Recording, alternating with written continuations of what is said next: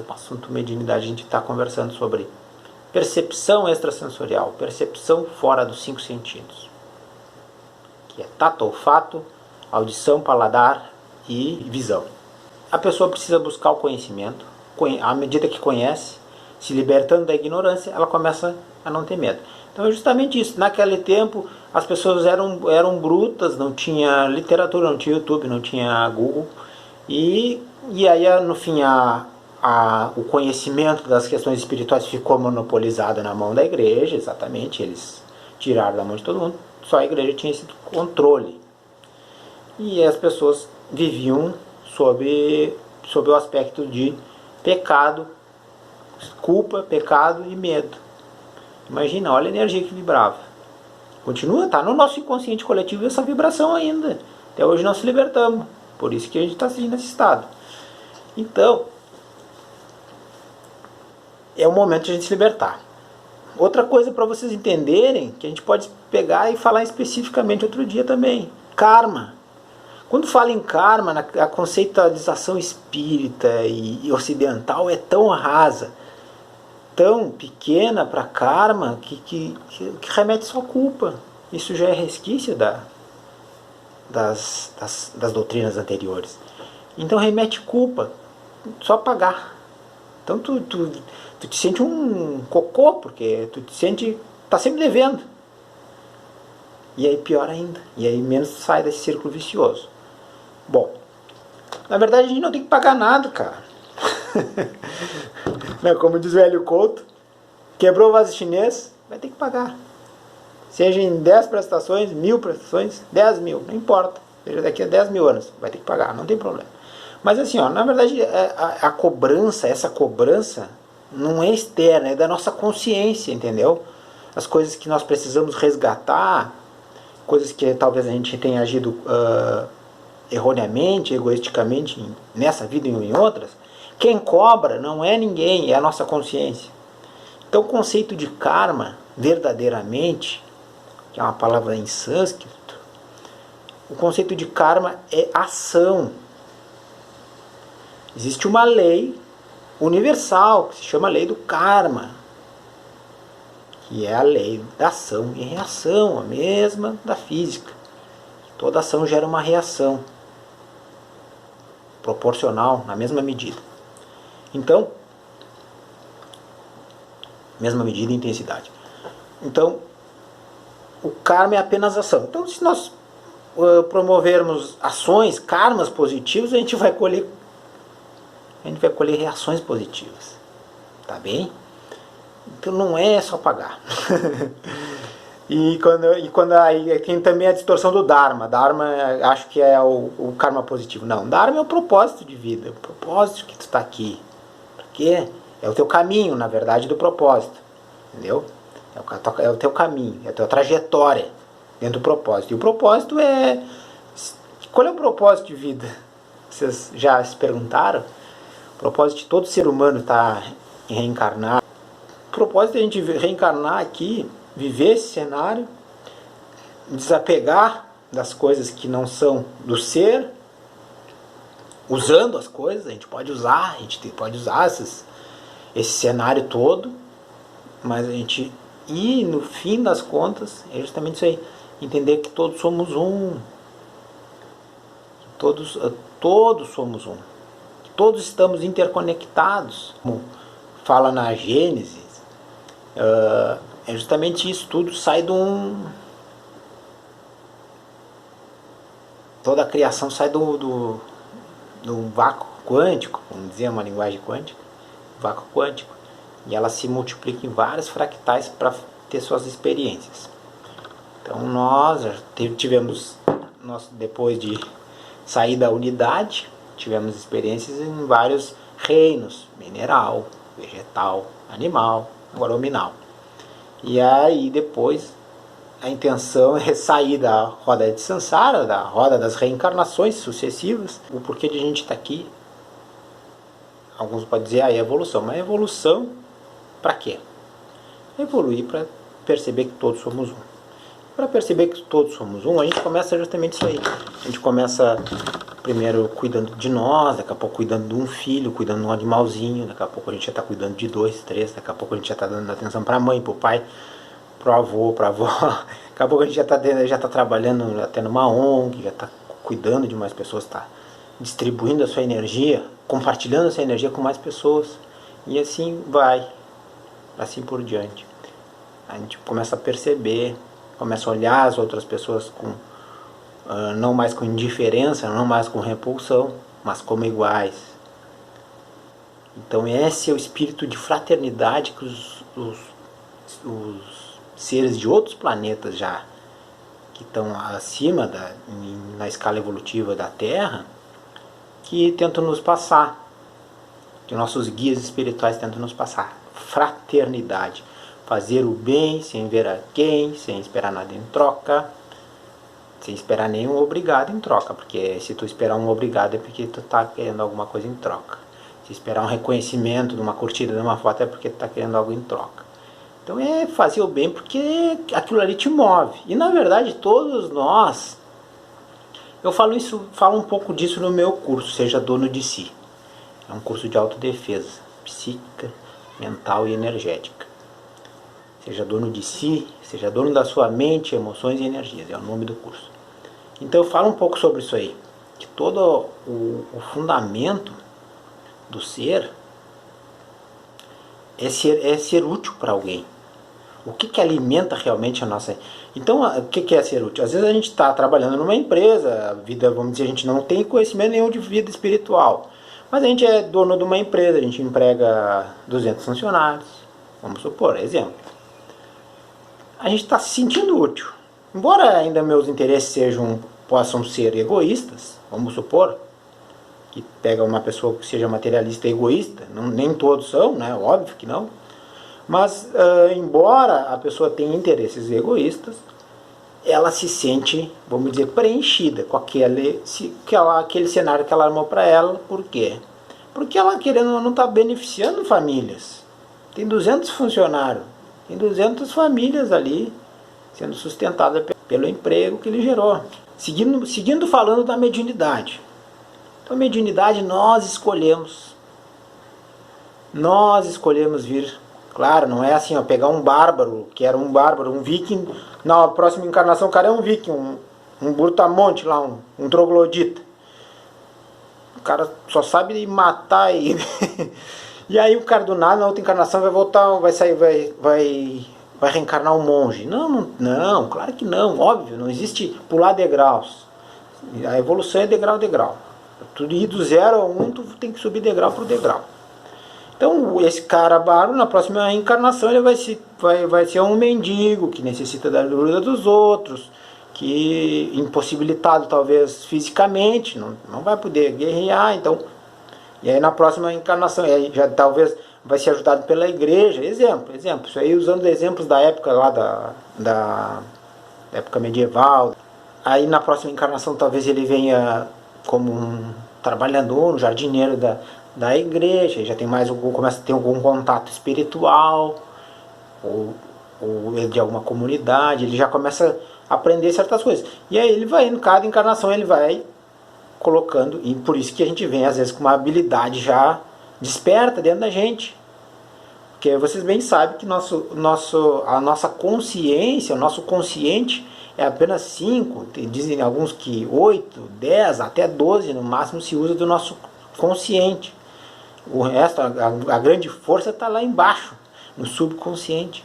Então ali está também todo o registro do que a gente aprendeu nas outras encarnações, das nossas habilidades, o que tem registrado.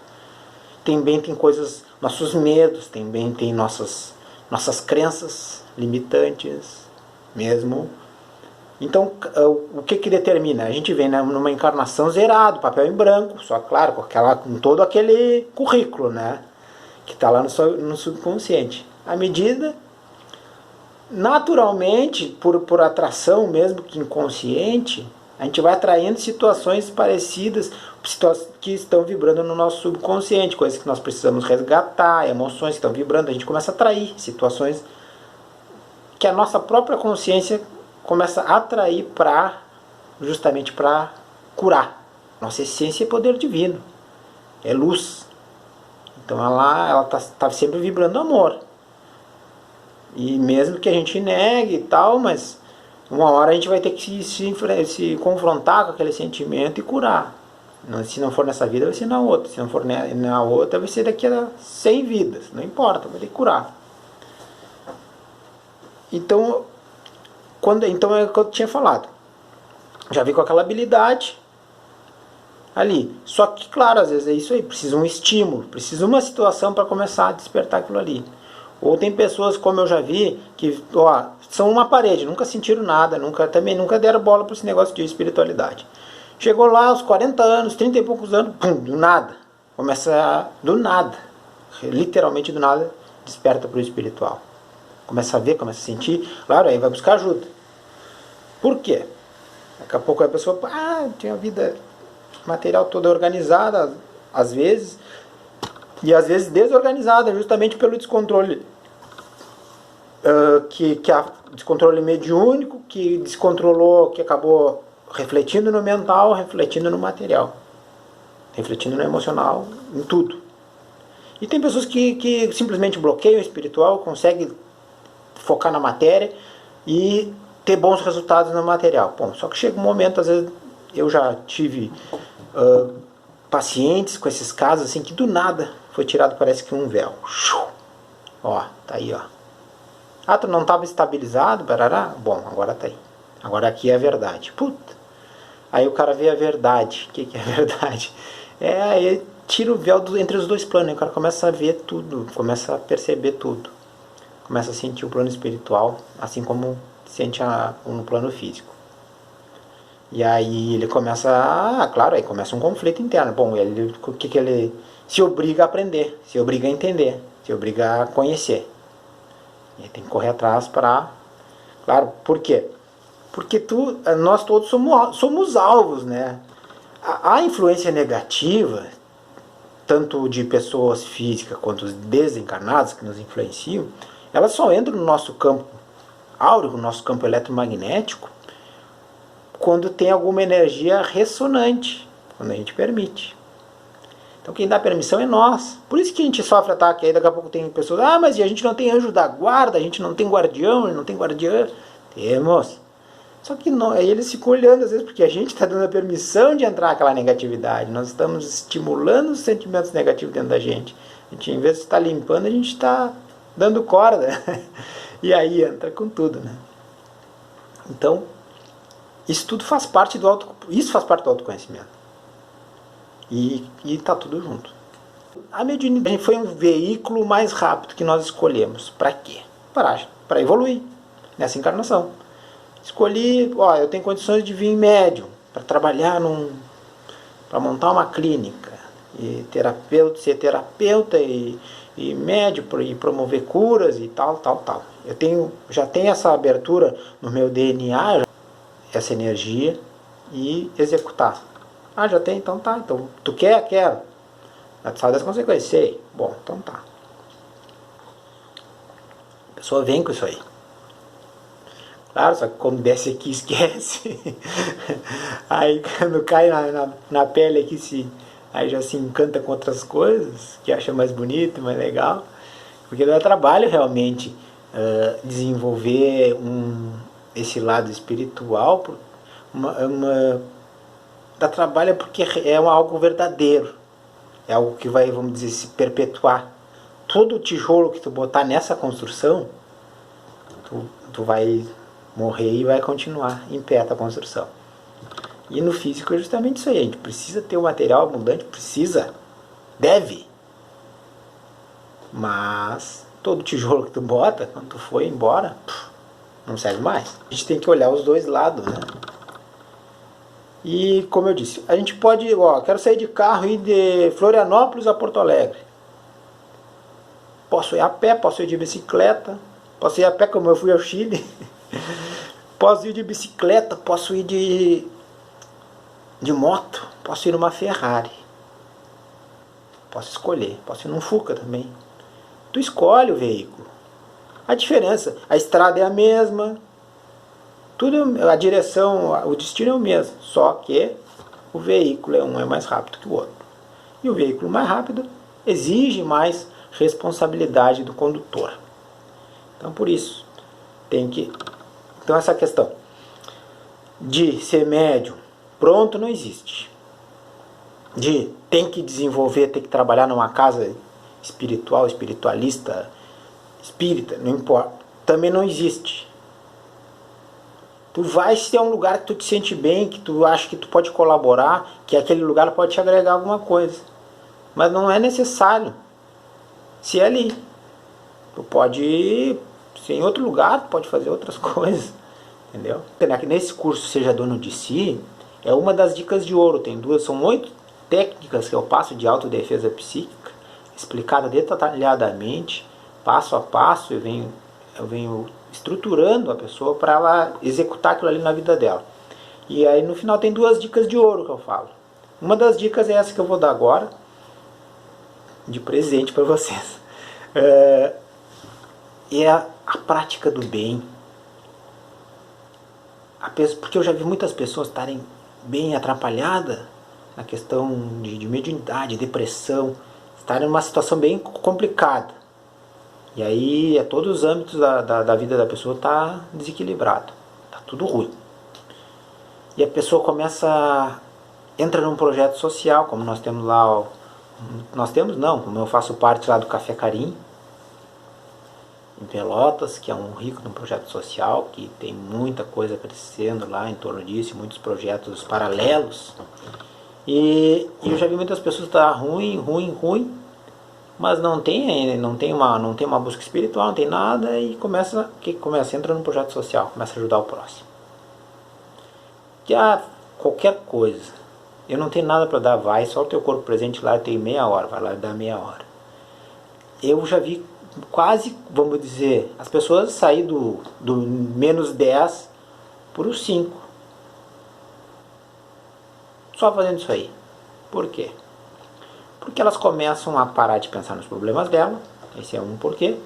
Porque elas começam a sair do círculo, do umbigo delas, começam a olhar para o outro e ver que tem pessoas que precisam muito mais que ela e que às vezes estão muito piores em situações de família, de financeira, profissional que elas, e estão às vezes ainda com um sorriso no rosto, lutando ali, lutando e encarando a vida e não deixando a peteca cair. E às vezes não tem nem o que dar de comer para os filhos. Então a pessoa começa a ver outras realidades e começa a se dedicar ao próximo, começa a criar karma positivo. Não passa em vão aquilo ali que tu está fazendo. E aí tu começa a melhorar. E aquilo começa a te motivar a fazer mais. E tu começa a receber mais também. E isso é ótimo. É uma maravilha. É uma técnica, vamos supor. É uma dica de ouro realmente. É algo fantástico. Só que o que eu digo? É interessante fazer isso. Todo o processo que se for fazer. Porque tudo na nossa vida é um ritual. Tudo que a gente aprende realmente é um ritual. Então até isso aí fazer como um ritual. Em ritual tem que ter sequência, tem que ter dias para fazer aquilo, tem que ter tal dia eu sei que tal hora que eu vou lá fazer, ajudar. Não gosto de usar a palavra ajudar, mas tudo bem. Uma outra hora eu explico, conversando sobre isso. Vamos conversar sobre a diferença de caridade e fraternidade. E essa vontade de ajudar, isso é muito complexo, é muito perigoso até. Pessoas com muita vontade de ajudar, às vezes acaba atrapalhando. Mas igual, nesses momentos, o negócio é ação, é sair do seu sofá, sair da sua cama, sair do seu quarto escuro e ir para ação. E a melhor forma de agir é se colocando à disposição de outras pessoas. Tá? Então, concluindo a nossa conversa, pessoal, se vocês acham que agregou na vida de vocês, tome a decisão, tome a atitude pelo menos de curtir. Estou muito grato por poder ter essa oportunidade de fazer esses vídeos e aprendendo também o que eu não sei, com os comentários de vocês, com as solicitações de assuntos que talvez eu não conheça, eu vou ter que buscar o conhecimento, e aprendendo a falar em frente a uma câmera e falar com pessoas, Isso tudo é aprendizado. E com certeza o aprendizado é eterno. O aprendizado fica para sempre. Ele não perece com o corpo. Tá bem, pessoal? Agradeço de coração. Espero que tenha agregado alguma coisa na vida de vocês. Peço que vocês sempre assistam qualquer tipo de palestra, ao ouvir alguém, ouço com atenção. Por isso que Deus deu 2 ouvidos e é só uma boca. Ouço com atenção e não façam um julgamento antes daquela pessoa concluir. Deixe entrar aquela informação e lá dentro de vocês façam a seleção que serve para vocês e não serve. Porque se vocês já começam a julgar, isso aí está errado, isso aí não é assim, vocês já bloqueiam a energia daquela informação, já bloqueiam tudo, vamos dizer, às vezes o contexto é mais importante do que a informação em si. Tá? Gratidão, gratidão, gratidão. Até o próximo. E seguido agora eu vou estar aí com vocês.